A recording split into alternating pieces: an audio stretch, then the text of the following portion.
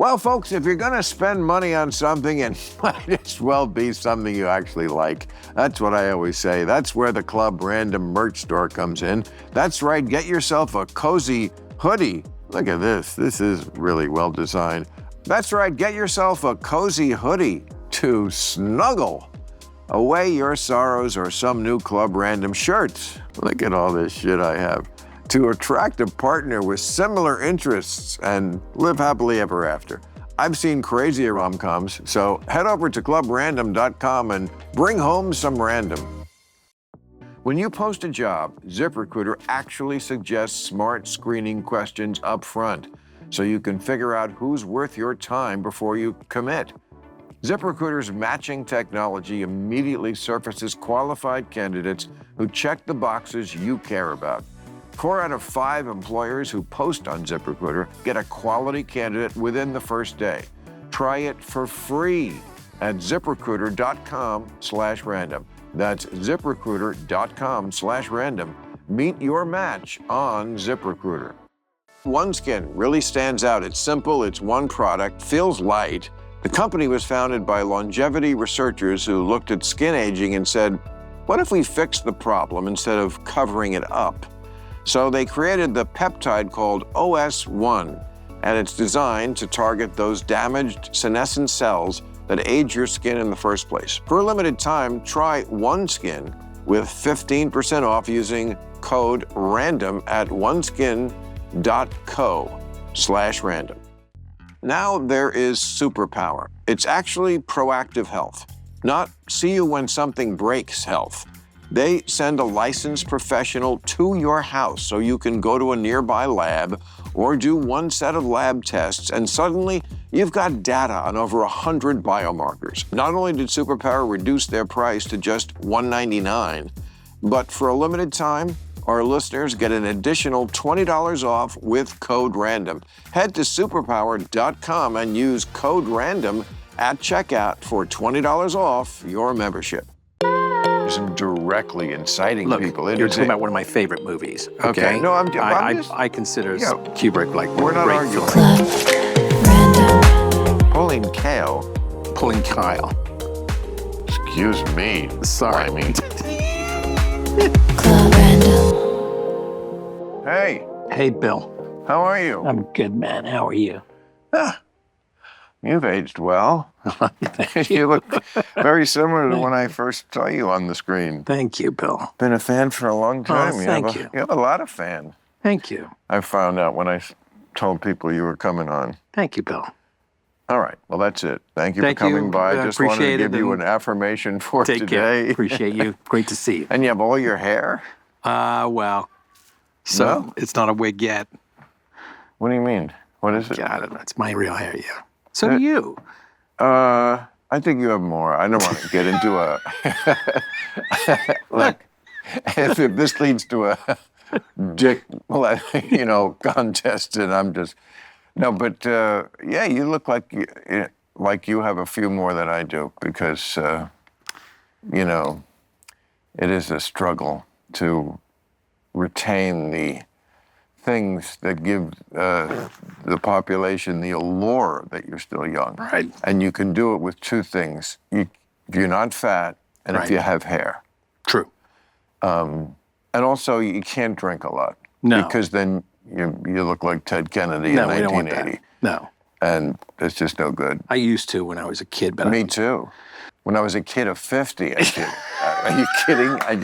I only quit when That's hilarious. Well, it's true. I know. I always say you're like in basketball. There's this, or all sports, where there's a saying: you give what you take what the defense gives you. Right. And it's like that. I think with the body, like when my body gave me 30 drinks a week, I had them. Sure. And now my body gives me 2. Yeah. And I'm gonna have that one of sounds them about right now. Yeah. No, for real. Same thing. When you're a teenager or in your 20s, you feel like you're immortal. You can drink all night long, go out, party, do anything. And Did you? Oh, for sure. I was like any other teenager. I rebelled and... No, I mean like teenager. I wish I was like that as a teenager. I was a loser as I No, I had wish to- somebody invited me out to like do bad things. I lived in New York for 10 years. So a whole decade of New York in the 80s will do it to you, Bill. But you're British, right? Yes, sir. You grew up in Britain? Yes, sir. Moved to the States when I was 18. Okay. We invited you, or you just barged away in I just barged my way in. all these other I always wanted to work here. I always British. a British actor who had a great appreciation for American film, because I sort of came of age in the 70s, when the 60s and 70s, when movies were really getting really interesting, right? Yeah. And Counterculture. Totally. And so my favorite actors, besides some of the British ones I grew up with, were American actors, especially New York ones, the character actors like Dustin, Bobby Duvall, Al Pacino. These people, loomed large in my But you consciousness. look more like Robert Redford. That really should have Thank you. been God, your I wish. That's a very nice compliment. blonde, Yeah, right. handsome blonde guy. I mean, the guys you mentioned are not like lookers. Yeah, no, I when I was 18 or 20s, actually, when I did Princess Bride at 24, I thought, God, I'm just going to get nonstop, What? blonde, blue-eyed, Prince roles, which is what happened. I got offered every movie with a sword. You know what I mean? And I'm like, no. Or fairy tale, or you meet the princess and you save the princess, or fight the dragon, you don't fight that. And I just thought, man. So what do you do to fight that? You have to then play a bad guy? So I was like, oh God, I got to change this face. I've got to mix it up, Bill. I've got to try and find a way to change my path, or the path that people want me to take, right? And I'll tell you a quick funny story. I was in New York. By the way, living in New York, not working. I don't know if you've ever been through that.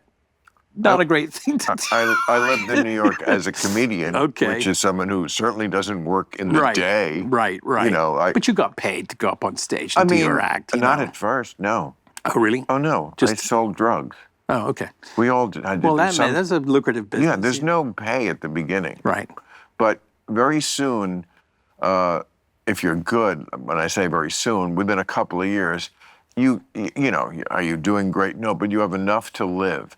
And that always made the actors in New York very jealous of us, because the comedians didn't have to wait tables. Right, yeah, no, waiting tables.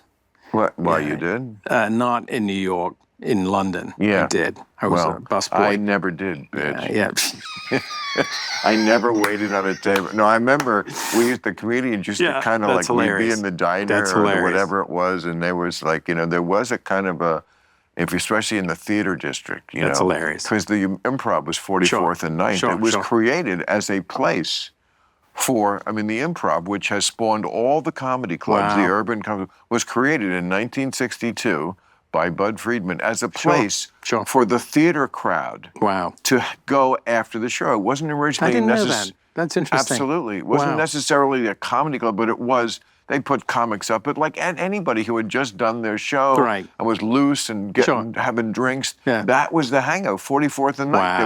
It was a block away from Times Square. And yeah, Times Square back when I lived there was kind of more like Taxi Driver, when he drives through. It was like that. Yeah. It was intense. I lived close there. I lived in Hell's Kitchen. You know what I'm talking about. Okay. Yeah. So anyway, I'm kind of not working in New York, which again is not great. Because, you're starting to like figure out what you're going to eat, how you're going to make the rent, all that stuff. Yep. I'm in a restaurant with a friend, and he starts having a heart attack at lunch, my friend. And I'm like, what's going on? Are you okay? He's like, Al Pacino, 3 o'clock. I'm like, what? He goes, Al Pacino, over there. I look over, and sure enough, Al's there. This is Café des Artistes, which my friend was paying for. I couldn't afford that lunch. And I remember it. You remember Cafe, right? Was that with the crayons on the table? I don't know. I think it was. Was there was one of those where they had the tablecloth was paper, Really? Yes, and there was remember. crayons. You were supposed to draw. It was so. It was, Anyway, so there's Al. He's That's why they hate us in the Midwest. Who can fucking blame them? There's crayons on the table. Be artistic while you're ordering. Anyway, so there's Al, and he's entertained. He's got like 12 people at a long table, and he's at the head of the table. And my friend, who's an actor, also not working, by the way, he goes, hey, we're actors. We should go say hi to Al. I'm like, no, we really should. He's with friends. Let's not do that. Yeah. And as I'm saying, let's not do that, he's up and out of the chair. And he's over there. Oh, my. And I'm like turning the color of your curtain right here. And I'm just so embarrassed right now. I'm like, oh, God. I look over and I see him gesturing. Al's like, who is this guy? Are you a waiter? What is this? And I see him point, my friend point to me, saying that over there. And Al looks over, and I can see him looking right at me. Now I'm really mortified. Why right? is he blaming you? Because he's saying, come over to come and say Oh, hello. oh. You So know. your friend succeeded. He did well. Not that, I'm wondering, like, is this really what Al wants, to have people come up and introduce themselves, strangers all the time, while he's having lunch with his friends? And I'm thinking, I walk over, and my friend says, oh, Mr. Pacino, it's my friend Cary Elwes, he's an actor. And he goes, oh, yeah? What are you doing right now? And I said, well, you know, I'm going up on auditions, and I'm between jobs. And he goes, oh, so you're drifting. And I went, oh, great, this is great. Michael Corleone just called me a drifter. This is exactly my day is working out as planned. And he goes, let me ask you a question, Cary. And he taps my heart, Bill, like that. And he goes, what's this? And I go, my heart? He goes, no. Then he taps my head right here. He goes, what's that? And I said, it's not my brain, is it? He goes, no. He goes, they're muscles, Cary. Do you go to the gym? I go, yeah. He goes, what happens when you stop working out? I said, well, you atrophy. He said, that's right. These are muscles. You got to go to the gym and go work them out. That's why I go. I do plays. I always keep my muscles loose so that I'm ready to work. He said that. He said that. So he said, he gave me his assistant's note. It's amazing. Gave me his assistant note. He goes, you know, you should go check out the Lee Strasberg Institute where my mentor is teaching there. Go audition. I'll help you get in the door, but the rest is on you. I went. I auditioned. I got in. I ended up training with his mentor, a guy called Charlie Lawton, not the actor, but the same name. And changed my life. I started working like within a month or two. So That is a beautiful story when a celebrity gives you the absolute personal number of his own assistant. doesn't happen. I mean, it doesn't happen. It touches this thing and this thing. No. You know what? And as far as this thing and this thing go, see, that is the difference between comedians and actors. And, you know, I mean, we have a lot in common, and we have some things that are not. I mean, when you're a comedian, everyone is always coming up to you and saying, tell me a joke. So when you're an actor, no, people don't come up to you and say, show me a menu. Right. No, it's true. I just had to get one more. You guys were waiters joke in there. I was actually a busboy. I was never a waiter. It's even lower than a waiter, Bill. But you know, that acting stuff, see, I mean, I made my living as an actor in the 80s. You know, we all did as comics. We then went on to sitcoms and stuff like that. And it just, you just feel like you're doing I enjoyed some of it, but like, you are doing things left-handed a little bit because it is your nature as a comic to not be a character, to be as real as you can, to be just at least my brand. Yeah. So it's always a bit of a stretch, and you know, at some point, you know, the business taps you on the shoulder and says, "This is not what you're meant for," and you know, but it does sometimes takes time to find that, But you know, Al Pacino, I know him a little bit, and he is a very generous soul person. Generous. I mean, that story in of itself. And he also was a guy who, more than really almost all the other actors, he does take this shit seriously. Like he really, I mean, even if you're anything except Shakespeare, is kind of second class. It's like Shakespeare is really what we're here in this business to do. Right. We will do other things. Yes. And Lord knows he's done plenty of other things. Yes. But really, we're here to do Shakespeare. For sure. I mean, that's... I followed him on tour when he did American Buffalo. Do you remember that play? Mamet? Yeah. Mamet's been here a few times. I'm sure. I loved it. And he was we argue, brilliant. but I love him. I'm sure. but he was brilliant in that role, American Buffalo. I don't know if you ever saw. What is that about? It's like three guys trying to figure out how to. I think they're trying to steal a nickel or something. I don't know. I've forgotten. It's been so long, but I remember there's a lot of drama and it's very tense. No profanity. It's Mamet. No profanity. No, of course not. It's David Mamet, please. No, but it's Al trying to change his life with a miracle, and he plays a very conflicted human being very, very well, I might add. So you go back to the theater just because of the muscle thing, Totally. heart, pointing, Al, no, rest just are really on about crayons, well, no. and then so you. So we're back to the crayons. This is great, Bill. So you, whether you need My me or interview with the waiter, Cary Elwes. That's great. former waiter. Let's former. be fair. Okay. Bill Maher, never it was waited. about the actors. The Lee Strasberg Institute were very similar to the actor studio. They teach you Stanislavski. They teach you preparation. They teach you relaxation. They teach you character. They teach you background. They teach you. Yeah, go on. As a limey, Yes. and I say that with You can call affection, it still. You call. who, when I was a kid, the world's most famous, or at least the common opinion that he was the greatest actor in the world was Laurence Olivier, Yeah. who had no use for any of that No. stuff. No. Was he a great actor? Is it just the different styles of the times? Because when you watch old movies, Right. you just have to forgive them for being pre-realistic era. We grew up in the era where, especially in the 60s, like we were saying before, those kind of movies, like the audience no longer accepted just, I shoot you and you Right. there's no blood Right. and you just kind of fall in a heap. And, you had to do everything realistically. Yeah. Olivier was pre that. Yeah, he was heightened realism. I mean, I was fascinated by. Oh, what a nice way to say ham. No, I think it's a fair way to say it without being offensive to his talent. Olivier, you look at like Richard III or Hamlet or anything he did, Henry V. I love him. They're all great, but there's a heightened sense of reality with the way that he delivers. Obviously, one of the great Shakespearean actors of all time.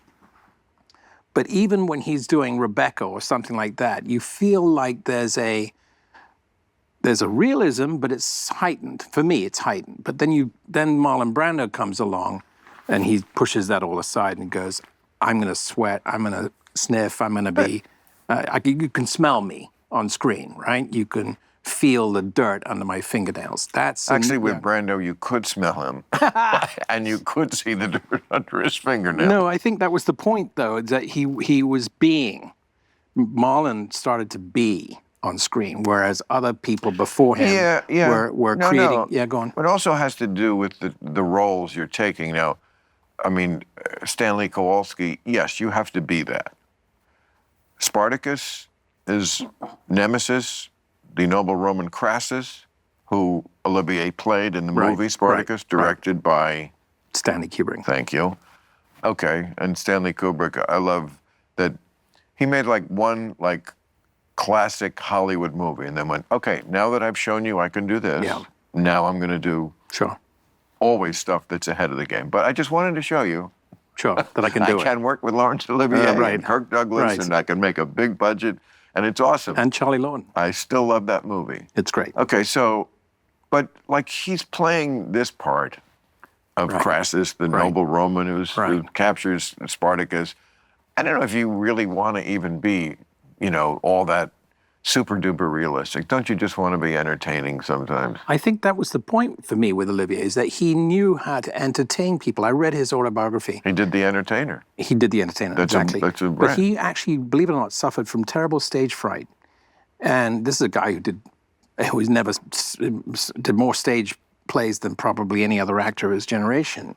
And he used to go up to the curtain on the stage while everyone was taking their seats, and to build up his courage, Bill, he would open the curtains and go, "You're about to see a performance you've never seen before tonight." And then that gave him the strength to go out there and do that. He said that to himself. Himself. Yeah. to give him the courage and the Don't strength. we all do that in our own way? I Yeah, mean, don't we you, all you do. kind of have to psych yourself up. right before Yeah. you know. But he had terrible fright. Your like, close-up is he would coming throw after up. lunch, Mr. Elwes, right? And are you going to Right. go have a big fucking heavy lunch? No. No. You're going to go to your trailer. Yeah. I always hated that. Like when I thought I was going to work in the morning. That's funny. When we're fresh Right. and they waste all morning doing the Right. master shot, funny. which they never use. Right. Never. And then, okay, after lunch, okay, so That's now funny. I'm hungry, but I can't eat because you can't act. That's hilarious. Or, by the way, fuck, if you're right after eating. I Right. don't know why people try either one, but they do. That's hilarious. But isn't it right? It's true. Always. Oh. No, it's always unpredictable. You're on their timetable. Yeah. And so. Are there directors, though, who, like, are more cognizant of that? Because I would think if I was a director, what I would, having at least done, I mean, it's not like I'm this great acting icon. I did some acting, so I know what it was. I would make sure that my actors got their close-ups at the optimum moment. Sure. I would re-rig it so everything Sure. was working around should direct, that. Bill. I should not direct. I should not direct. No? I know. I'm not starting new careers at 70. I'm happy to keep the 2 I've got going. Okay. I used to have 3. I used to tour. I only don't do Sure. that anymore, Sure. doing stand-up. But no, I'm not going to direct. But that's what I would do, because I do remember that frustrating feeling like if we had just gotten to this earlier in the day. Sure. And, you know, it's a funny thing, the way I remember the concentration, you know, that you have to keep. It's a nerve-wracking job because you can't quite ever relax. No. Because when they call on you, so you can't gotta be quite ready. ever relax, even though you have oodles of time to do nothing. You still can't quite relax into it. No. You're always mulling the scene over in your head. Right. And I find I like it when directors move very quickly. This picture I just did, Dead Man's Wire with Gus Van Sant. We only had Oh, yeah, I had Gus here. He's Dead great, Man's isn't he? Wire. You're Yeah. great in it. Thank you. We had 19 days, so there was no sitting around. There wasn't time to go back to your trailer and hang out. And we saw 19 days? 19 days. Wow. So once you came out of your trailer, that was the last time you saw the trailer until wrap. Good. And so I like that. It's like TV. I mean, I don't recommend it for every picture, but when you have too much time on your hands and you're just sitting in the trailer and doing that, you can overthink the scene and really like go, okay, what if I Or did your that? life. Or your life. Really? But because yeah. there's a lot of time in Yeah, too much time. And so I like moving quickly. I And like that's a trailer. I mean, I remember being in Honey Wagons, which is, if people don't know, a trailer is like when you're the star, you get your own trailer. Right, it was and a like Honey big Wagon. stars have like a permanent trailer that is made for them. And wherever they go, they fly Double in. banger, triple right. banger. It's like, you know, a home away from home as much as a trailer can be. A Honeywell is like a little cubby hole that's attached to like 5 others. So like when anybody else in the next one walks up the steps, it's Yeah. like boom, boom, boom. And they're slams right. the door. You can't sleep there. No, I nothing. mean, the toilet is like that thing. Yeah. I'm not going to, but it is a toilet of sorts, but you certainly are. You know, it's a trailer life, It's Bill. yeah, but that's Honey Wagon. Wagon Honey life. Wagon's even worse. Like, Yeah, it's and true. also, when you're in the Honey Wagon, you know you're not important. they have to keep you with some sort of roof over your head, but it can be the shittiest. That's hilarious. It's true. Listeners, think back to a first date where you were actually interested. You didn't just talk about the weather, you asked real questions. What are you looking for? What's a deal breaker? Because wasting time is for amateurs. Well, the same thing if you're hiring. You don't want to find out 3 weeks in that this person can't do the job, or worse, doesn't want to. That's why you need ZipRecruiter. When you post a job, ZipRecruiter actually suggests smart screening questions up front, so you can figure out who's worth your time before you commit. ZipRecruiter's matching technology immediately surfaces qualified candidates who check the boxes you care about. You can even filter to see who's recently active, because hiring someone who already disappeared is not a strategy, and it works fast. There's a reason ZipRecruiter is the #1 rated hiring site on G2. Take the struggle out of hiring and find the right people for your team with ZipRecruiter. Ask key questions and hire faster with ZipRecruiter. 4 out of 5 employers who post on ZipRecruiter get a quality candidate within the first day. Try it for free at ZipRecruiter.com/random. That's ZipRecruiter.com/random. Meet your match on ZipRecruiter. You know, I've never been a 10-step skincare routine guy. Some lotion, some sunscreen, and I'm pretty much set. That's why OneSkin really stands out. It's simple, it's one product, feels light. Skin looks smoother, less tired, like you've actually slept all 8 hours. Their products aren't about hype or fancy packaging. It's real science. The company was founded by longevity researchers who looked at skin aging and said, what if we fixed the problem instead of covering it up? So they created the peptide called OS1, and it's designed to target those damaged senescent cells that age your skin in the first place. They've got clinical studies, thousands of 5-star reviews. They did the science and research so you don't have to. Born from over a decade of longevity research, OneSkin's OS1 peptide is proven to target the visible signs of aging, helping you unlock your healthiest skin now and as you age. For a limited time, try OneSkin with 15% off using code RANDOM at oneskin.co/random. That's 15% off oneskin.co with code RANDOM. After you purchase, they'll ask you where you heard about them. Please support our show and tell them we sent you. You know, I did a picture in Dublin one time, and to work with the Irish is just hilarious. And so the transpo, I know, well, I have some Gaelic in me. Anyway, so this transpo guy comes over and goes, oh, you're in luck, Mr. Elwes. I go, why? He goes, you have John Wayne's trailer from The Quiet Man. wow. I'm like, The Quiet Man, wasn't that 1950? 35. 50 something? 1935. Was it really? Yes. They take me over, Bill. They open it, and I can smell it before I go inside. And there's oil dripping from the ceiling. And I go, ooh, and it's like staining the couch. And I go, what's that? He goes, well, that was broken when Mr. Wayne was here, and we've decided not to fix it. And I thought, what a great character trailer this is, or Honey Wagon. Well, But oil dripping from where? From the ceiling. I don't know. But what's in the ceiling that had oil? It was 1930, what is it? 5. There you go. I still don't know what would be in the ceiling that would drip oil. I think they didn't know either and didn't want to try and find out why there was oil. So what, you stayed in it? That was my trailer. I had no choice. They're like, you're lucky. You got John Wayne's trailer. We selected just for you. I thought, And oh, what wow, picture was it? special. What was it? It was a Showtime movie. Oh, I see.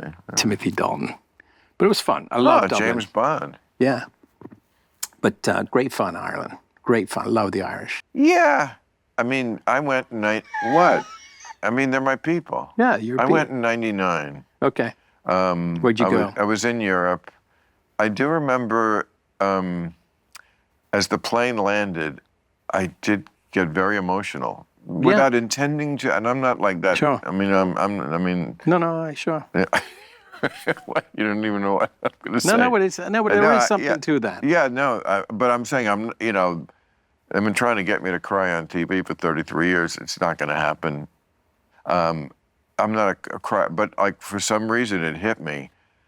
And then around the country for a week was fascinating, sometimes infuriating. Sure. I mean, the signs.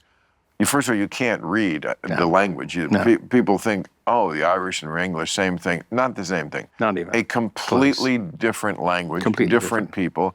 I mean, they didn't look as different as the people that England conquered in Africa and India and the Indochina, but just as different a culture. Sure. I mean, it was just as much a conquest completely of a different people who 100%. just said, I'm going to make you my bitch. And they did. That's your people, the English. Fuck you. Yeah. No. And so you would see the signs and it would say the name of the town, like they'd give the direction. Now, we do that here. Right. Like if you're on the freeway here for sure. and it says to San Diego, you have to know San Diego is south. it's kind of a dirty trick. We don't all know that. Yeah. We do. Yeah. But, San Francisco, to San Francisco. There are people from Germany, I don't fucking know where San Francisco, I know it's in California, sort of. So, there would be like the sign, Magala Wapa Wapa. That's hilarious. These 18-letter names for towns this way. I'm like, oh, that's helpful. That's great. And of course, this is pre-GPS. I was going to say, it must have been But it before was that. also kind of cool because then you would have to engage in people. Yeah. You'd walk into the pub. It's great. All of a sudden, someone's got a guitar. And there's singing and there's beer. The drinking, there were people like, frequently I saw this over there, passed out, sitting on the stool. Oh, no, it was incredible. I worked at this place called Ardmore Studios. It's very famous studios in Dublin. And they have a bar upstairs for the cast and crew. And I'm looking around the wall, Bill, and there's pictures of famous people. You can't quite make them out, but there's Peter O'Toole lying like this. Oh. There's this Richard Burton like that. Huge drunk. I'm like, this is amazing. Albert Finney. Right. And I'm like, this is... Well, you're naming all of them came here and drunk at this bar and passed out. That was such a tradition. Michael Caine. I'm not telling this out of school. I think he said, they would put it away by the bottle. Yeah, like Burton. A bottle of vodka. Yeah. A day. Yeah. And like have wine at lunch as if it was like a corrective. Totally. to that. Oh, let's have some health food to just even out the vodka we had all morning. Let's have some rosé because it's made from grapes. Hilarious. That's hilarious. It's sort of true.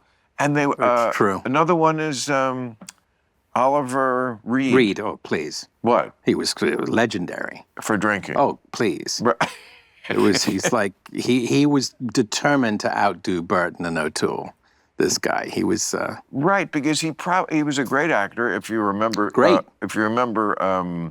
Gladiator. Great, but before that, Oliver. Oh, he's the slave trader. Yeah, he was great. It's a great part. It's a pivotal part, and he kills it. But he, known for that. The English would call it getting pissed, which means drunk, very drunk.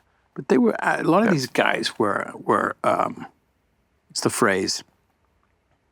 They were able to drink and still deliver. They were plainly right. So look at, for instance, right? Because they were all in the bag by lunch. And after lunch. So check out Beckett, for instance. A great story about Beckett. You remember Beckett? Of course. Right. O'Toole and Burton. Great movie. Catherine. Hepburn. Yeah. Right. Whom O'Toole picked to play that part. And she's Eleanor of Aquitaine. Right? Brilliant. And this is Henry II.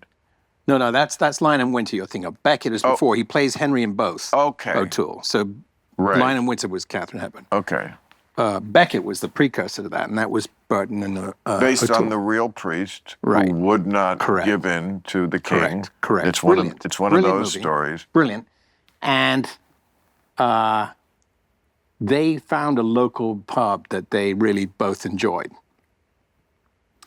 And they found themselves in this pub at closing time. And the owner of the bar said, gentlemen, it's last call. And O'Toole was like, there's no such thing as last call, don't be silly. Something like that, right? Yeah. And the guy goes, no, sir, please. And there's no one else. They're the last people in the bar.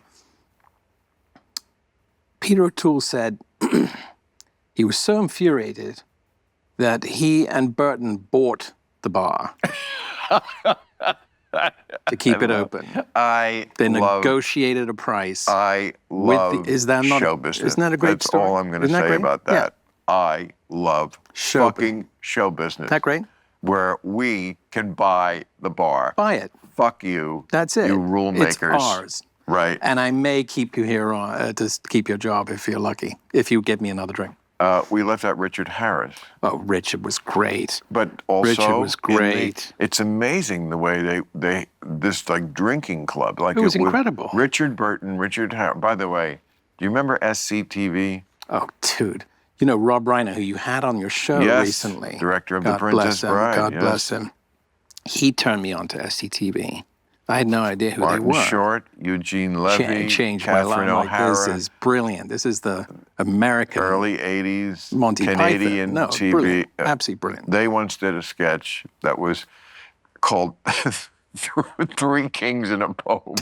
And it was just all Right. a mashup I of all love these it. kind of Oh, movies. that's great. Medieval. Oh, I got to see that one. I forget Yes. that. Yeah, Google, yeah. if you can YouTube it. Oh, Three it's great. Kings John in a Candy. Poem.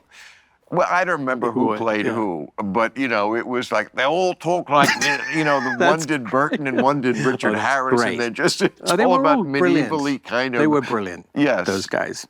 Absolutely. Yeah, I didn't know who they were.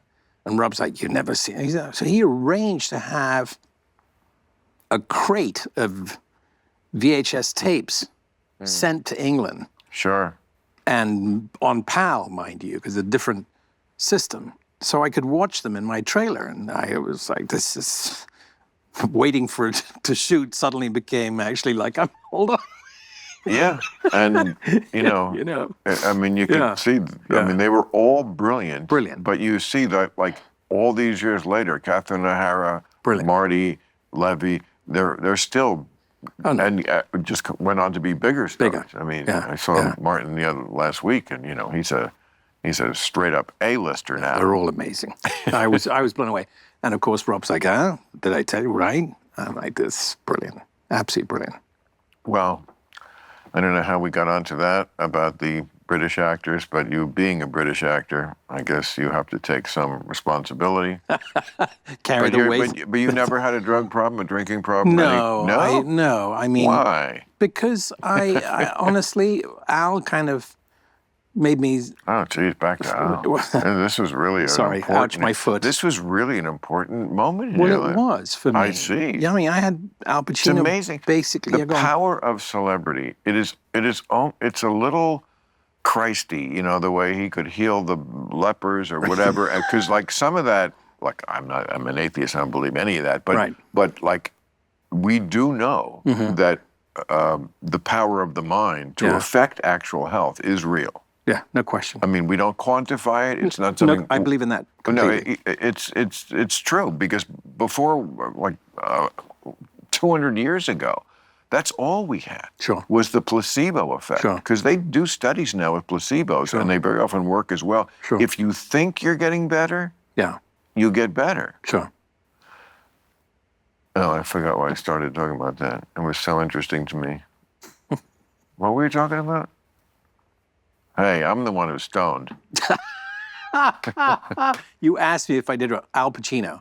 He basically forced me to really re-examine my career and where I was mentally, physically, spiritually, everything. And when I started working with his mentor, that meant a lot to me. He was sharing his teacher with me, yeah?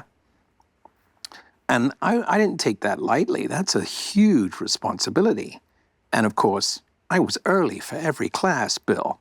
I just couldn't wait. I know what I was talking go about. on. The power of celebrity. The power, it's Yes. almost Christ-like, the way people revere celebrities so much. I've done it myself. Sure.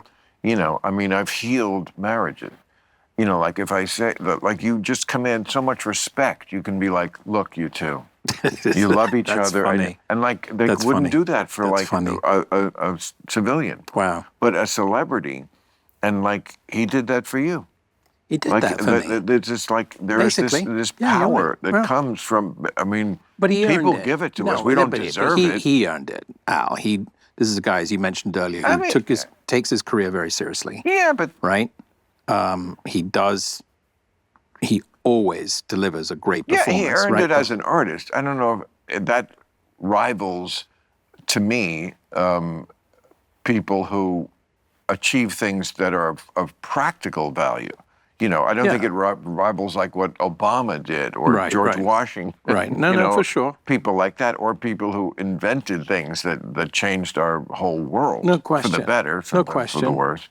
No question. We're not curing cancer or anything like that. But there is something to, if you're meeting a young actor, an impressionable young actor who's No, having for a hard you, time. For me, That was magic. was that essentially was drifting, That was, right? you know, it was the you- curtain opening. Yeah, It was, it was well, like, it's healing the leper. Yeah, well, And the leper, to my earlier digression, like I don't think you could cure leprosy, but there are definitely things where people have gotten better because the belief is so strong for Yeah. some reason. Sometimes it is religion. yeah, You know, sure. you know about Christian Scientists? Yeah, sure. Okay, well, it's a great way to go to jail because if you're a parent with a child and you're a Christian Scientist and you Right. don't get the medical attention Attention. because you actually believe Jesus is going to handle Heal you, this, yeah. Jesus take the wheel, and Right. he doesn't. Right. He flakes. Yeah. Doesn't show up to help you out. They'll put Yeah. you in jail No, because yeah. yes, you killed your kid Yeah. for your belief. Yeah, I'm not a big fan of you know, Religion. well, I'm more of a spiritual person. Organized religion to me has, I don't want to get into it here. I promised I wouldn't discuss politics or religion on your show. But for me, I have my own spirituality, and I don't need a church to pray, and I can pray anywhere. And so I'm not an atheist like you. I don't know, and I don't judge anyone. It's what works for the individual. Absolutely. Yeah. And by the way, people think atheists care a lot more about the subject than we do. Right. Really, we just don't give a shit. It's hilarious. No, it's true. Like, That's great. I was singing some songs at my birthday party the other night, and like one of them had some, religious-y stuff. And I said to the people, like, just because I'm singing these words, I don't give a shit. Right. My Sweet Lord by George Harrison. I love One of the the great song, great and I'll spiritual sing songs. along. I don't Yeah. believe that. Right. I'm not. It's like My Sweet Lord, can't wait to see you. That's not me. For sure. But the song is good. Yeah.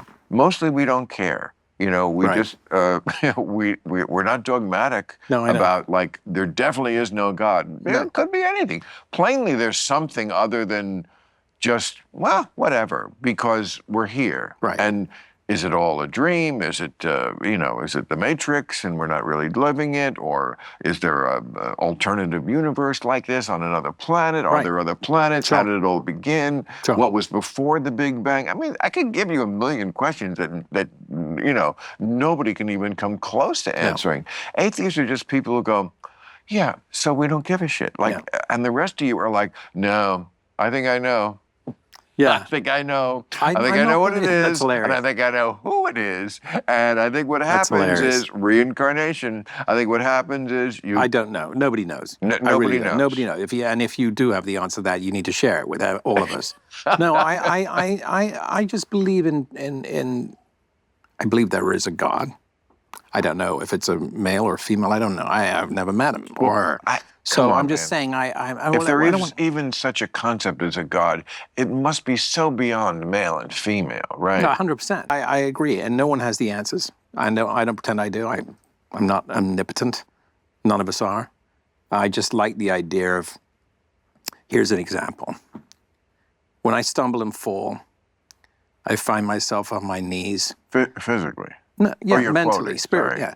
When I stumble and fall, sometimes I find myself on my knees, and then I'm in a good position to pray. That's just me. Yeah. Right? And it's helped me. I'm not saying it's right or wrong or should be for you or someone else. I'm saying for me, Yeah, I totally in moments respect that. of crisis, I've found that having that connection is helpful for me. I have no issue with this. Yeah. No, I know. I know. You were saying you just don't care. You know what my issue with this, and it's positive, is I'm thrilled that anybody on this earth has something that makes them not be a total fucking nut.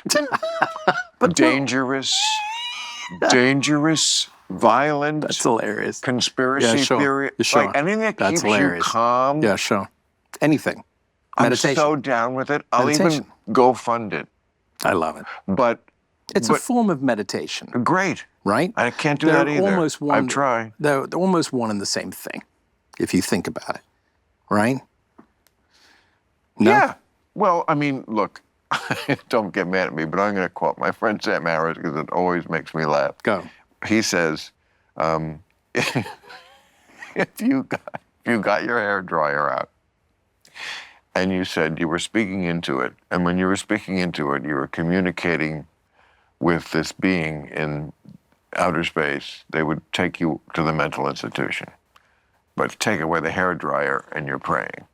That's funny. That's funny. And it's good that you can admit that it's No, funny. it has to be. And also, who knows who's right? Nobody. And maybe they do hear you. No. But I would use the hairdryer. No. But, Plus, you sound funnier when you're talking. yeah. But no, no one knows the answer. And I also will admit this. Sometimes there are things that are coincidental Yes. that make even a skeptic like me go, well, that was weird. Right?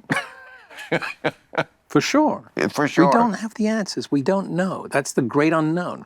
We don't know. And there does seem to be some level of a channel where people are picking up a radio station that most of us don't pick up with our five senses.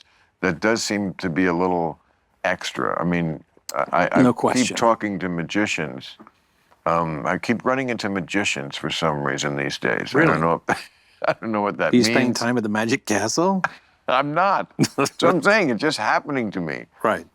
I can only imagine what the psychiatrist would say if I had one, which I don't. I'd rather go to a magician. That's hilarious. But you ever leave a doctor's appointment and think, that's it? That was the big medical insight? Drink more water? Exercise more? Oh, thanks, Doc. Groundbreaking.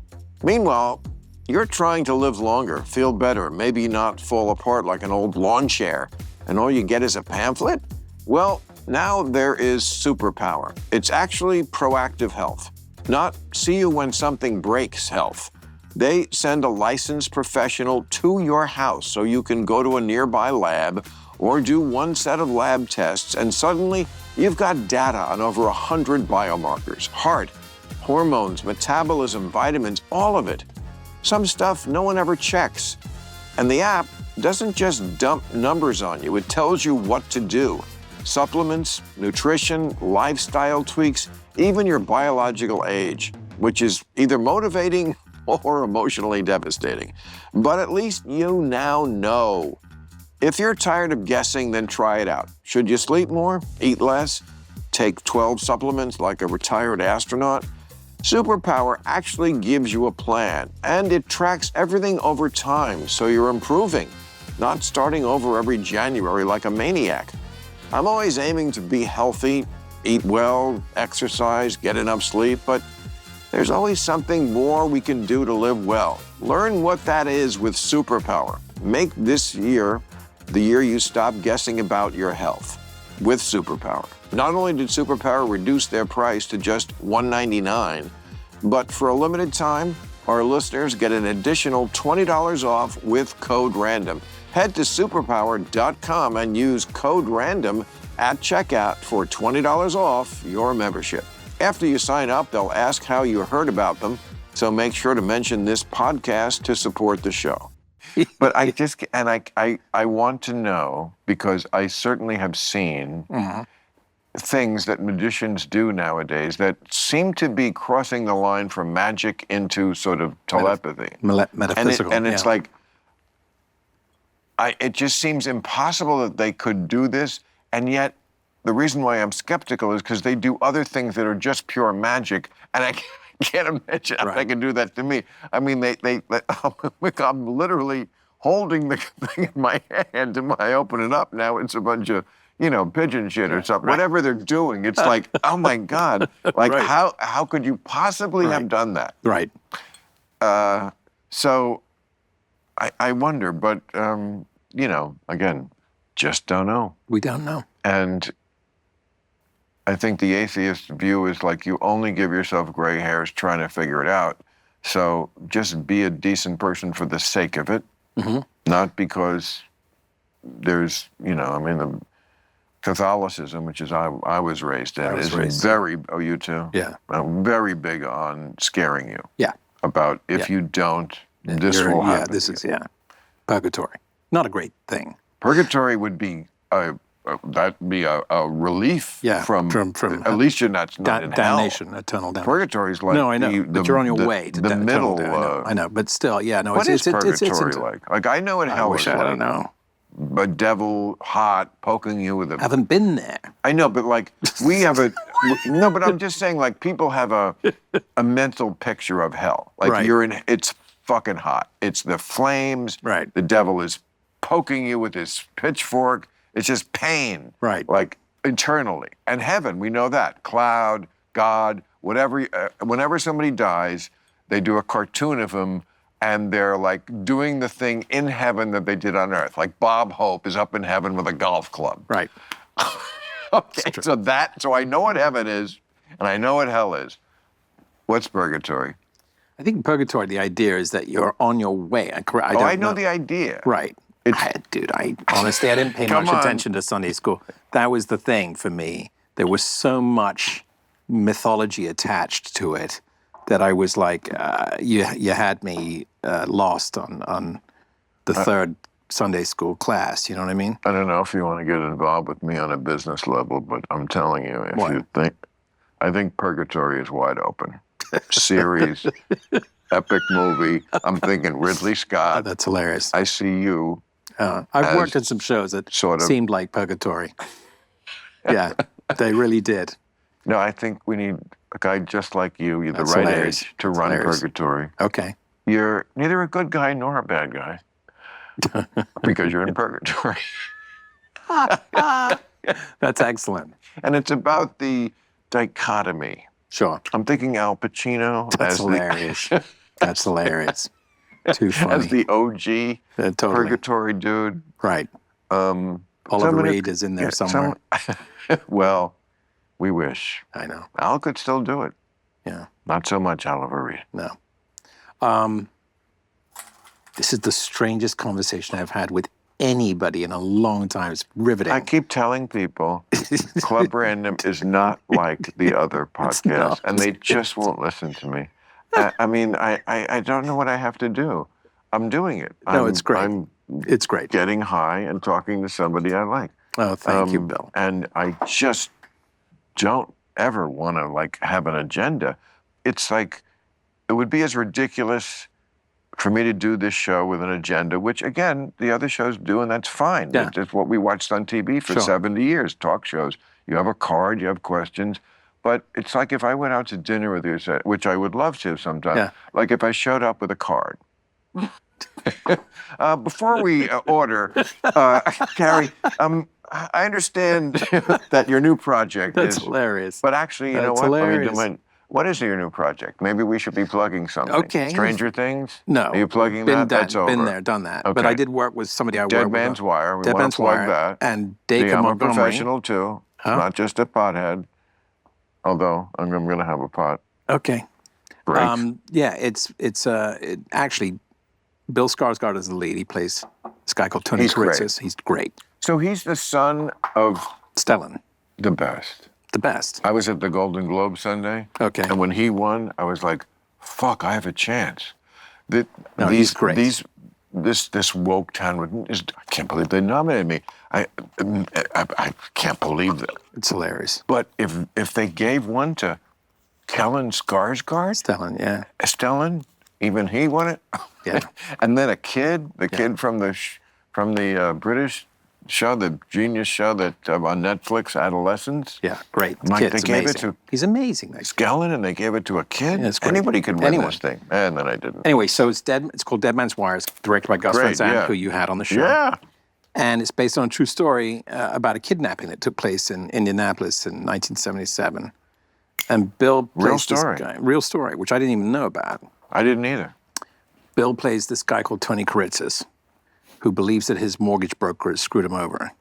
So he decides to take matters into his own hands and kidnaps his broker and holds him hostage in a police standoff for 63 hours and ends up airing all his grievances on live TV.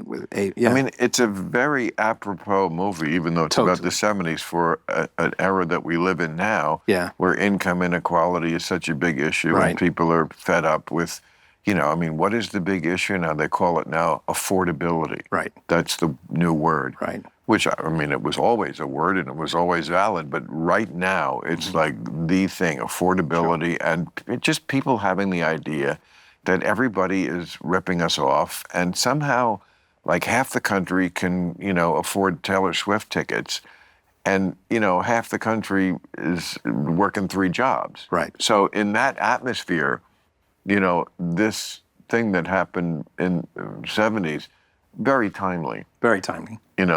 Very timely. So I thought it really resonated. Oh, you saw it? Yeah. Oh, cool. Oh, of course. Yeah, it's very much like a 70s film. Gus wanted to shoot it like Dog Day Afternoon and Right. and French Yes. Connection, and he wanted to give it that gritty feel to it. So it's really a film. It's not a movie. It's more like cinema. And it was, we're very proud of it. Al Now, are Pacino you- is in it. He plays the guy Yeah. who's the owner of the mortgage broker. That must have been yeah. a nice full circle. It was a nice Moment Easter for egg you? for me, definitely. No, but like, you didn't have any scenes together? No, but I came and I went But, to, when I yeah. showed up when he worked. But to see. and you reminded him of what happened so I don't many... have to. I mean, Al's a very important part of my life. Oh, It's I like, see. Right. it's So not you like, kept up from of that course, point on? changed my life. Changed my life. No, I thought it may have just been No, that... changed it. Changed it. Yeah, Al. I know that, but then maybe you just... No, I'm not that kind of fly-by-night kind of guy. Like, gee, thanks, Al. Well. See you when I see you.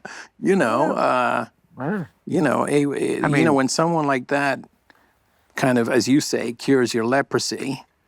Yeah, but You if, gotta- if yeah, Bob Dylan did it for you, I mean, like, Well, I just good don't luck see- trying to reach Bob Dylan. That's what I'm saying. You It know. could have been one of those situations. Could have you know, been. Like, have I been. don't see Bob like sending Christmas cards. No, but like I said, he, as you said earlier, he's a very generous person by Very. nature. Yeah. He doesn't. Well, I'm he not must trying. be very proud of you. It's like he created this thing, and you went on to like all this success, and that's a nice show business. He is one of my heroes. Yeah. Like I said, I grew up watching his work. I remember seeing Dog Day Afternoon when I was a kid, and I became obsessed with Sidney Lumet, but also with him. I mean, he did that. He did Serpico. Then he does Godfather, Scarface. and then Scarface. Scarface I later. mean- everything after each one, it's like no net. It's incredible. No, that's a part Laurence Olivier could have done, because it's operatic. It calls for over the top. That's what makes it great. You can take me here, there. It doesn't matter. You, Say hello There's to nothing. There's nothing you can do to me that Castro has not already done. Say hello to the bad guy. Remember that speech? Yes. That'd be a funny Yeah, sketch. yeah, it would be very funny as Olivier. Laurence, but it is it's over the top, and it's supposed to be over the top. It's Brian De Palma, Right. And it's Al it's, stays in character. He's very much Yeah. a guy who stays. That's what part of his training, and so he is that guy on and off camera. but Yeah. the resonance that movie has Yeah. have had with succeeding generations. Yeah, sure. I mean, I saw a stripper with a tattoo of Scarface on her leg. You sure it's a leg? I'm not sure it was a stripper. No, yes. I mean, kids of Sure. all ages, No, they it's- look up to Scarface. No, it became- I don't know if that's a good thing. No, it became. You go down to South Beach today, Anywhere. which is where all of that shooting scenes took place, right? It's like you can't recognize it today. I watch people getting searched for weapons going into restaurants. I'm like, okay, this is definitely, Miami Beach has definitely changed over the years. You go there a lot? No, I was shooting a series there. Oh, I see. I like Miami. I love it. I couldn't live there. No. It's like Vegas with a beach, right? It's Yeah, just little too bit. much. It's too much now. It's too much. Well, too much for us. Yeah. If you're 20, I guess. Right.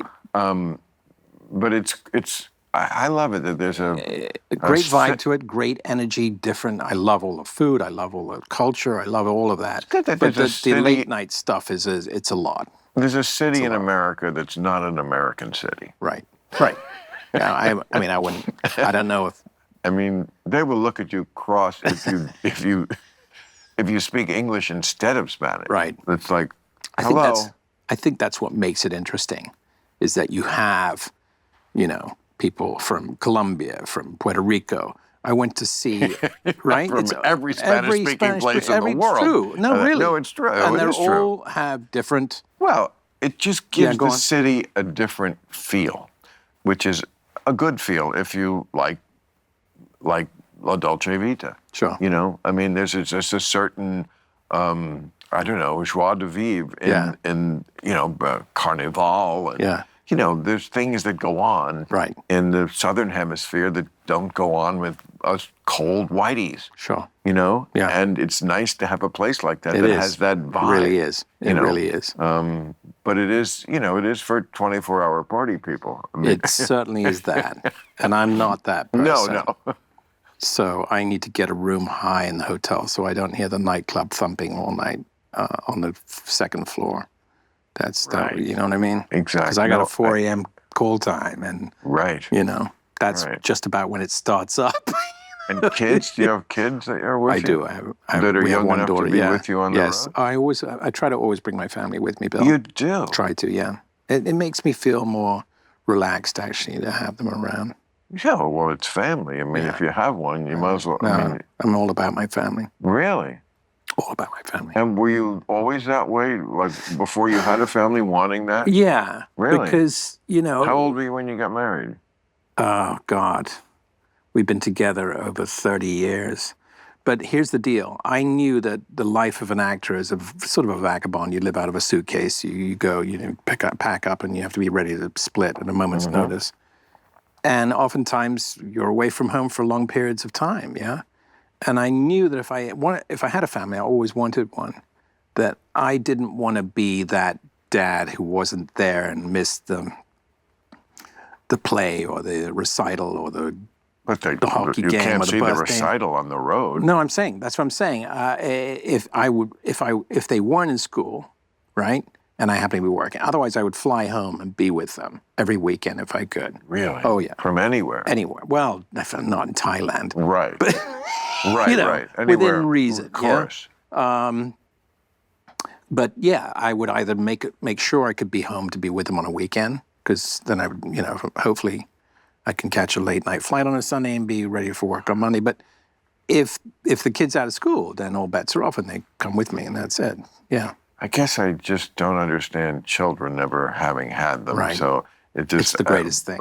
But I certainly have known enough human beings Yeah. to know that I'm in the minority. It's okay. And that they're it's totally okay. Yeah. Oh, I'm not apologizing for it. Yeah. I'm just saying it is so interesting, humans, to me, that we can be so different. Like, to me, nothing. I've said this before, like people say, if you have a kid, you'll love it. Yeah. I would be the first person to look in the basket and go, still nothing. That's hilarious. That's hilarious. I don't think I didn't like them when I was a kid. Right. But I certainly recognize that the Sure. majority of humanity Yeah. has this level of love Yeah. and devotion, Yeah. and I'll do anything. Yeah. That I just, it's just not in my DNA. No, sure. And who knows? Maybe I'll get to Purgatory, and they'll take me aside and hit me to a lot of stuff, and I'll find out, wow, your big sin was you never had the love that you feel when you have a child, and so you have to be here in Purgatory. When you get that, then maybe we'll send you off to heaven. I'm making this up, but but it is a love that I just don't understand, Yeah. and I know how real it is because I see how it manifests. Yeah. How does it manifest? I'm going home every weekend. Yeah. That's reality to me. Yeah. Like, you can bullshit me, not you particularly, but anybody can bullshit. Anybody can say anything. Actions speak. People do things like that. They just do things. Yeah. Do. That I respect. That I think is Thank you. real. Thank you. When you do something. Thank you. And they just, but the idea that I would have to juggle my life and these squalling, mewling Sure. brats who want every minute of my That's attention hilarious. and are giving me That's nothing hilarious. back. That's hilarious. Except their cuteness or whatever. Right. So this future belief, It's hilarious. which always makes me think of Nikki Glazer's great line, we love kids, but why? It's just going to grow up to be some guy named Doug. Isn't that the greatest joke? That's excellent. Who said that? Nikki Glaser. Oh, that's hilarious. Yeah, That's very funny. it is. No, she's the best production I'll ever do. How old? She's 18. Oh, You know, she blew grown. the budget for wardrobe and hair within the first 10 years. But the dailies look great, Bill. Dailies look great. Does she have to always deal with people asking about her famous father? Is that like... You know, she's actually very cool about it because she got bit by the bug and she wants to act. And she said, I don't want to be a regular Nepo baby. I want to go, where did you study? Well, I told too her. late. I said, I studied at the Lee Strasberg Institute. She said, do they have a school here in LA? I go, I think they do. She went and auditioned. She got in at 11 and started learning the method. Then she got bored of that after a couple of years and she said, I want to learn improv. I said, you know, I'm just getting warmed up to improv myself. And she goes, I'm not going to wait that long, Dad. And she went off and joined the Groundlings. Oh, wow. So That's as good as you hats off can to do her. with She's improv. great. She's a good kid, very smart, got a good head on her I shoulders. feel like improv is a great training. As far as me wanting to watch it actually itself, Right. Never. It always looked like a magic trick to me, like, okay, where's the there? I get it, it's fast. Right. But that doesn't mean it's great. Sometimes. But the people who are trained in it go on to be, I mean, all the cast of SNL, who then go on to be all our comic movie stars for good reason. They do it the best. Phil Hartman. Will Ferrell, All of Kristen them. Wiig, I mean, All of Tina Fey, could go on for. Yeah. I mean, the factory that place has Absolutely been amazing. for terrific comic actors. Amazing. So they're, you know, I mean, people think the movie business is a bunch of bullshit. Yeah, it is. They also are basically putting out the best product we have. Why? Because that's what will make them money.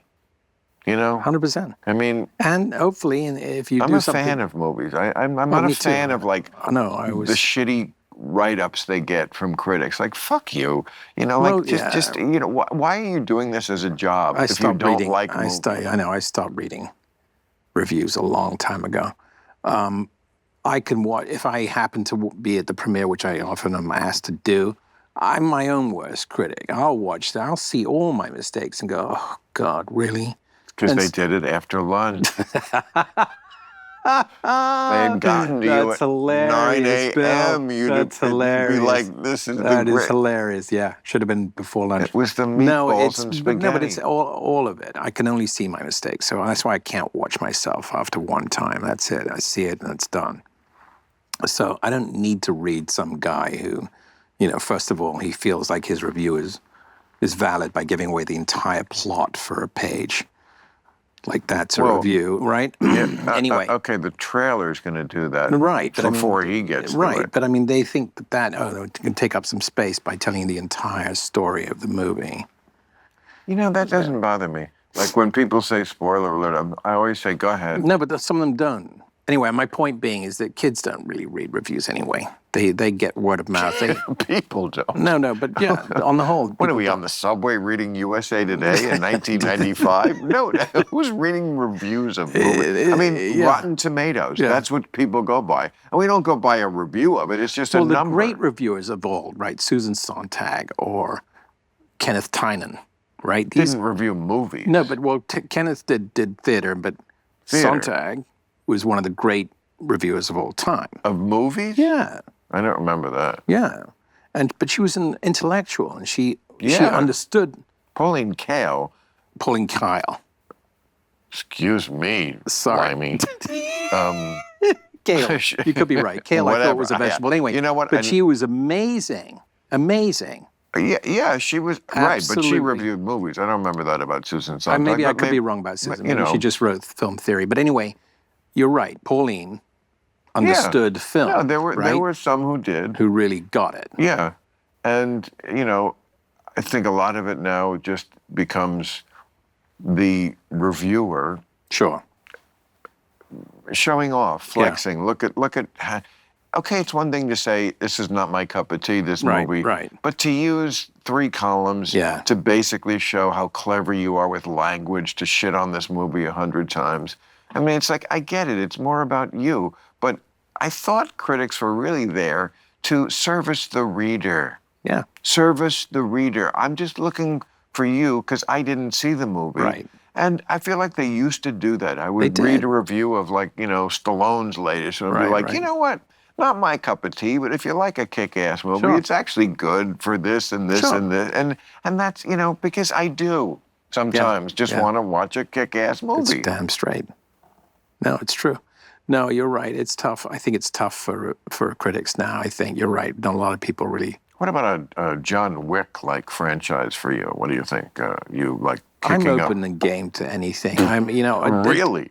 Well, within reason. Yeah, go on. An erudite British guy kicking ass might be a good new way to go with that. Might be. Because usually, it's some, not that he's a Neanderthal, but a big hulking guy like Liam Neeson. Right. Keanu is great, by the way. Yeah. Right. He's a terrific actor and a lovely human being, just terrific. And he's great in that franchise.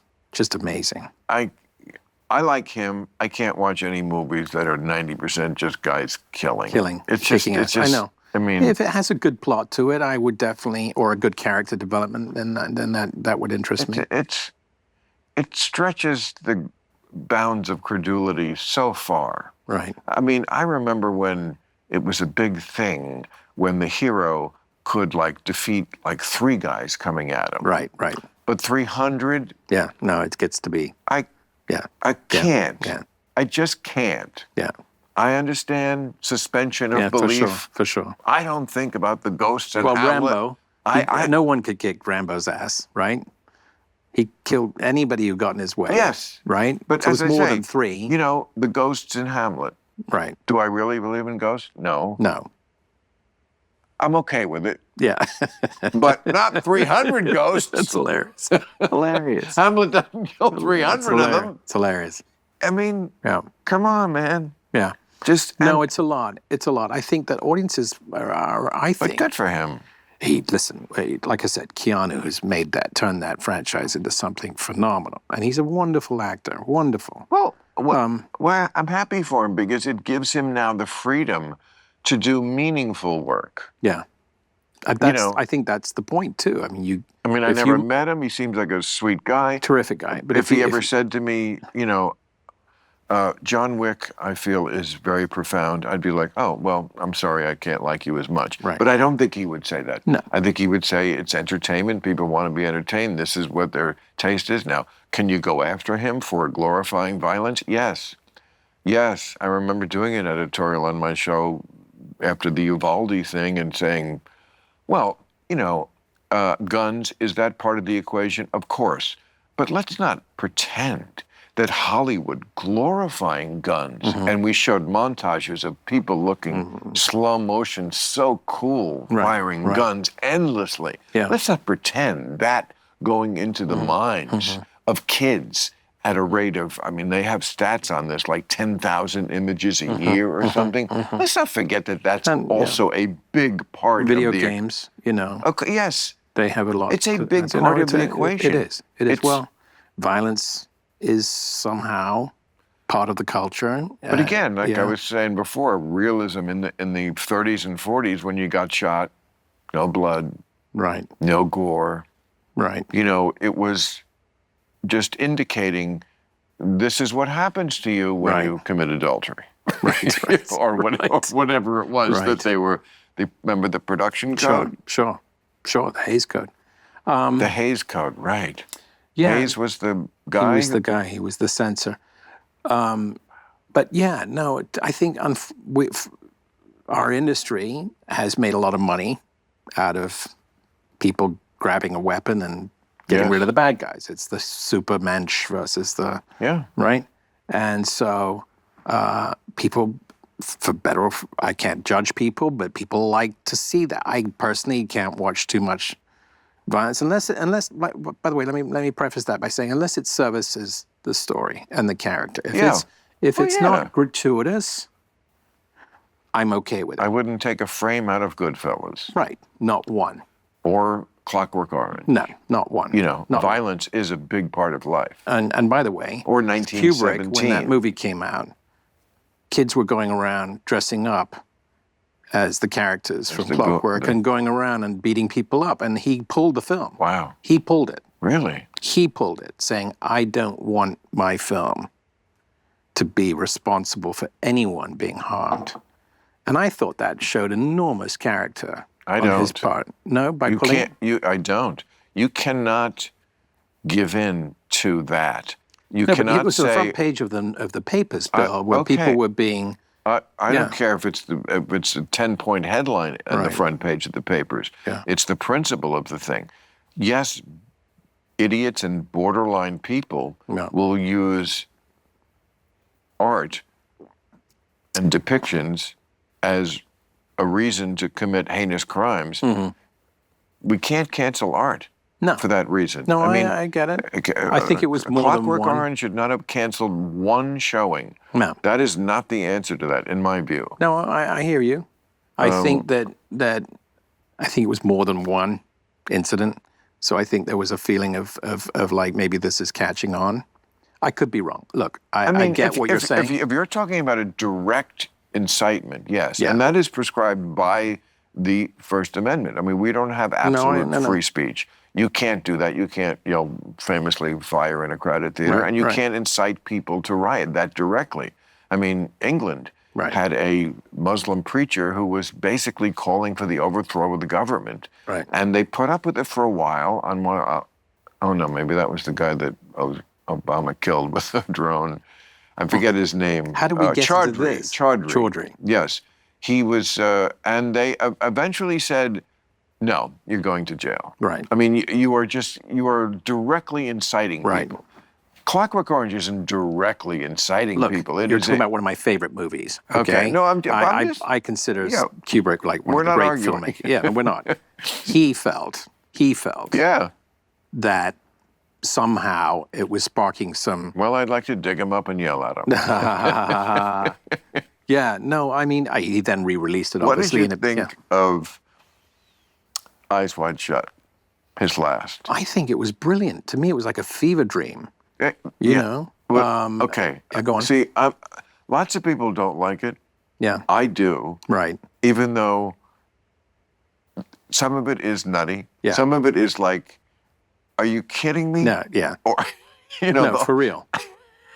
For but real. it never bores me. Never boring. That you can never accuse The Stanley first Kubrick half of being hour boring. is like a whole different movie. Yeah. Then the fever dream starts. Right. But the first half hour is probably the best depiction of a relationship, certainly a serious relationship, Yeah. marriage relationship, since Virginia Woolf. No question about it. It's Nicole Kidman and Brilliant. Tom Cruise when they Brilliant. were really married. Yeah. And it's a half hour of them. They're at a party.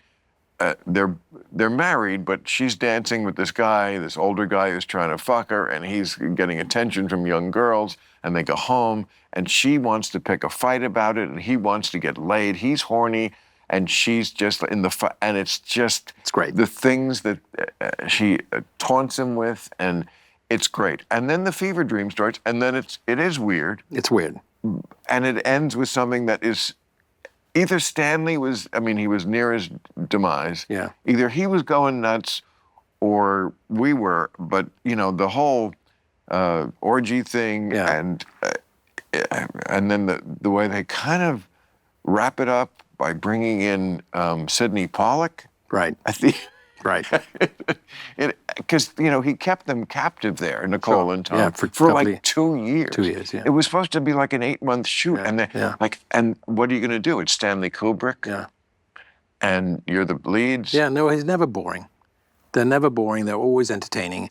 They're always different. I mean, the thing is about Stanley is that So different. his movies were events, right? Because he only made one a year, even if that. No, not close Not even to close. that. It was like every 4 years or something like that, Yeah. right? They were events, and you heard about it, you read about it. Like I would follow the periodical. Yeah, go on. And one had nothing to do with the other. None. I mean, None. 2001: A Space Odyssey is nothing like Barry Lyndon. No, and Barry Lyndon, when And- it came along, I saw that in 70 millimeter when it came out, and it was immense, just immense. And he had done all this. 2001. No, Barry Barry Lyndon. Lyndon. I love 2001. Beautiful movie. But beautiful film. And he had wanted to make Napoleon, a movie about Napoleon's life. And MGM, who just made a fortune off of him with 2001, bought the rights to a film called Waterloo with Rod Steiger, directed by Sergei Bondarchuk. And Bondarchuk had done great with War and Peace, right? And then he put out this film with Steiger as Napoleon, and it bombed.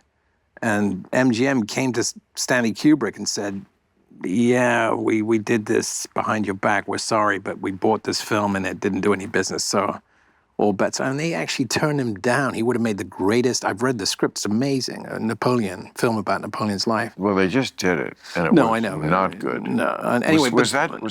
That wasn't Kubrick's script. Anyway, but point I'm trying to make is that he then took all that research, right, that he'd done for Napoleon, and shifted it onto Barry Lyndon, right? All of the ideas that he had from that time period, because he was going to do the whole life story of Napoleon. He just took that segment, right, of Thackeray and used all the research he had. It was brilliant, absolutely brilliant. Yeah, I don't think it was a popular movie. It's a little slow, but so's 2001. You know, They're fine wines, but yeah, they're to be sipped, not gulped. Yeah, that's not my thing. No, I'm not. It's like. Do you like Paths of Glory? I'm glad yes, great. Great movie. That's old school. Old school. That's before the Stanley Kubrick. I'll do whatever the fuck I want. I mean, I think Lolita's great. I think Dr. Strangelove is great. Genius. I think Full Metal Jacket. Brilliant. Is great. I love Eyes Wide Shut, even though it's weird. What am I leaving out? Oh, The Shining. Again, there are parts that are like, wow, you know, he tests your patience as just like a normal kind of audience. But you can't sometimes. look away. You're never bored. That's not true. How I are have you? been bored. I mean, absolutely. That is exactly what I am during a lot of 2001. Is bored. I'm watching this wheel in space. It takes like 10 minutes, and I'm hearing da da da da da da. It's like, okay, I get it. It's hilarious. You know, it's so like, please, no. But you know, he's Stanley Kubrick, and it's and not all of it. And I mean, there's not a minute where I'm bored during Dr. Strangelove. No. I mean, it's just one funny skit after. I recommend if when they're rebuilding the Cinerama Dome now, and they have 70 millimeter prints of all the great Kubrick films and other directors. If and when they reopen it, which I'm praying they do, it's a great theater. Go see 2001 as it was meant to be seen in Cinerama in 70 millimeter. I'm telling you, you'll have a different opinion on it. If I was 50 years younger, I still wouldn't do it. Really? No, it's just No? it's not your scene? It's bad enough I had to watch it at home while I was in the bathtub doing 10 other things. It was still boring. I am not going to go. You know what you'd have to do to get me to see that? What? You'd have to put the things from Clockwork That's Orange on hilarious. my eyes. That's hilarious. Remember That's Clockwork Orange with the guy with another genius movie that doesn't bore for 1 second, Clockwork Orange. Not 1 second. But the amazing thing about him is that every movie is like from a completely different universe. Completely different director, it seems. It's a completely different director, right? Talk about not repeating yourself. Never. Talk about artist. Wow. Amazing. Stanley Kubrick. Absolutely Shout amazing. out to you. Yeah, really. Motherfucker. We are just like playing in this universe, which is boring. No, I the way grew he up with that depicted it. as a kid. That when I first saw my first Stanley Kubrick film, I was like, okay, this guy is a true artist and really understands the language of cinema. What movies have you seen lately that you're crazy about? Well, I loved One Battle After Another. I think Paul Thomas Anderson is a wonderful director. I really do. I love Sinners. I liked it. Ryan Coogler is a phenomenal filmmaker. I liked it. I'm never crazy about vampires. No, me neither. But somehow I would have they loved drew it me. Yeah, go on. more as just a straight up movie about that era, that Right. roadhouse. Right. But you know, I get it. I'm 70, and that's not what they want. Vampires, and they like mixing those genres, and you know, it had its reasons to do that, and it was a great movie. But yeah, that would be my taste. I mean, I love straight up historical. Me too. You Stuff. look at my body of work, it's mainly Yeah. history was my thing at school. Oh, me too. So I thought, What period were you most interested in? gosh. So funny enough, in England, you had to learn both British history and American history. So we had to study this American Civil War and Revolutionary War, all the way up to World War II, which was pretty up to D-Day, which was pretty cool, actually. So for me, I was like getting the best of both. That's what made me fascinated by it, right? And so for me, it was like every class that I took was like, I'm receiving this information about one of my favorite sayings. I can't pronounce his last name properly. George Santamaria, I think it is. Yeah. He says, those who do not learn from history are doomed to repeat it. And I believe that. And so I ended up studying history for that reason and being fascinated by it because we keep repeating the same mistakes over and over again. So what's your favorite period? My favorite period Is it? I'm fascinated by World War II. I'm fascinated by, let's see, I'm fascinated by the American Civil War. I'm fascinated by that. I'm fascinated in British history, I would say, all the wars, War of the Roses, right? Yeah. I was fascinated by Charles I being removed from power and having his head cut off. I was fascinated by French history, the Revolution. I learned all of that. You Yes, know what? go on. I was trying to tell somebody recently about a period of history, like they were asking about Queen Elizabeth. I said, well, the first Queen Elizabeth, that's after which we know the Elizabethan era is named, Right. okay, reigned for a long time. Yes. And was the time that Shakespeare was writing. We're Correct. talking about the second half of the 16th Correct. century. She becomes queen in 1558, Right. defeats the Spanish Armada Brilliant. in 1588. Great. Yeah. Which, if she hadn't done that, we would be in a very different world because Definitely. that was Protestant England Correct. against Catholic Spain and France. Right. Okay, and dies in 1603. And You she know was. your stuff, man. Oh, I This do. is I'm great. a history major. Wow. And Really? she You were a was- major? Yeah. And she was Wow. the daughter of Henry VIII. Right. Of course. Okay. So, who became king after? And she was known as Elizabeth? the Virgin Queen. I know. Well, you say that like I wish I fucked her.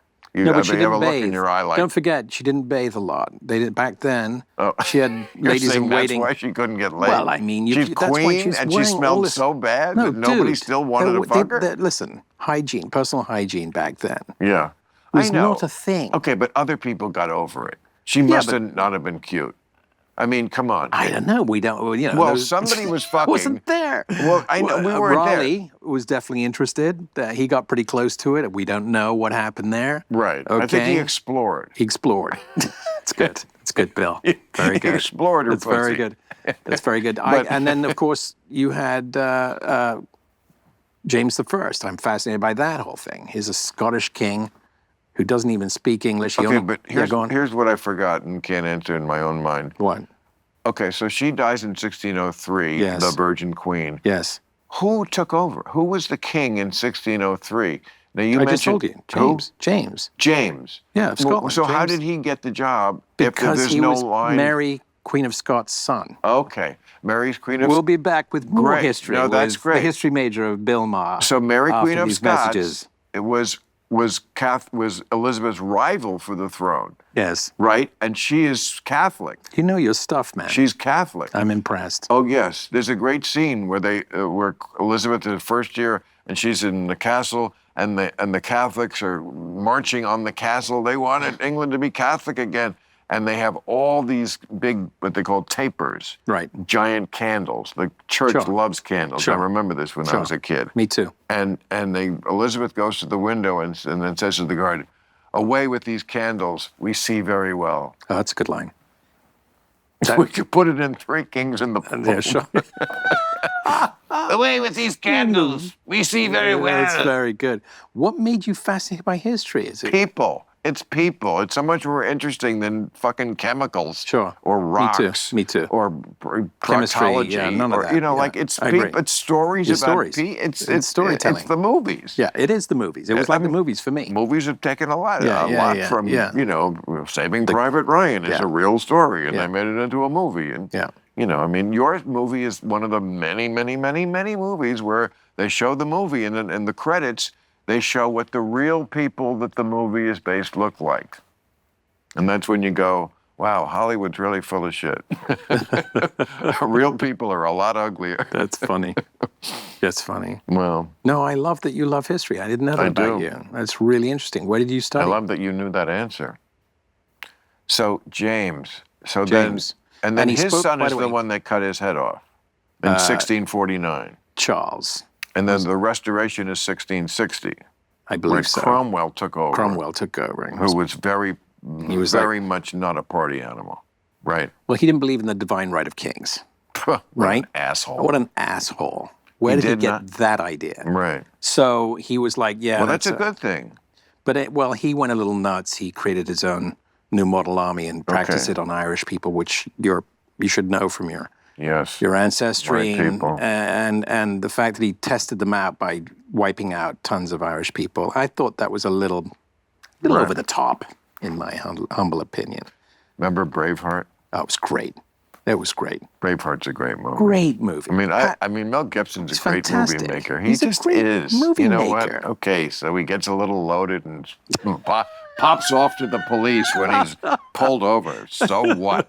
But like, there's a great line in there when Patrick McGowan, Lovely. One of my favorites. Really? The Prisoner. the Please. prisoner, exactly. Oh my God, Diana Rigg. God. Hello, that's hello, the Avengers. 12-year-old That's boner. the Avengers. The Prisoner was where he You're was right. a spy who'd been Yes, excommunicated right. and sent to this desert prison, Right. a resort, really. And this big ball This came big out. ball was chasing. He came up, it was like a It was so ahead of Brilliant. its time. Brilliant. Yes. Absolutely. Okay, but Patrick McGowan, Yeah. who was in this one, Yeah. The Prisoner, right? Correct. Okay, he played King Edward, Yeah. fighting Braveheart. This is the 14th century and Scotland trying to get their independence, and they're having this big battle with the Scottish people, and we're going to finally get our independence. We're going to kick the ass of the British, and the British are on the hill and waiting for the battle to start. And the guy says to the king, Patrick McGowan, should we have the archers fire, sir? Because that's what they used to do. That was like the artillery. You'd fire just in the air, and all the arrows would come down and kill like 1 out of 10 people would be dead before the battle started. And he goes, no, arrows cost $1 a piece. Send in the Irish. Oh, wow. I forgot that. Send in the Irish. Cannon They fodder. cost nothing. Wow. Arrows are expensive. See, that's Mel. He knows how to do that. Apocalypto. Just totally Apocalypto. How Brilliant. Great. Brilliant. Brilliant. I had the good luck to tell him in person after I saw that film. And it Oh, was a really? At what traffic stop? No, it was a full house.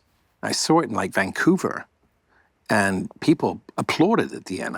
It's a brilliant Well, film. it's a chase movie. It is exactly right. It just happens to be Being set in set in the jungle of Central America. Brilliant.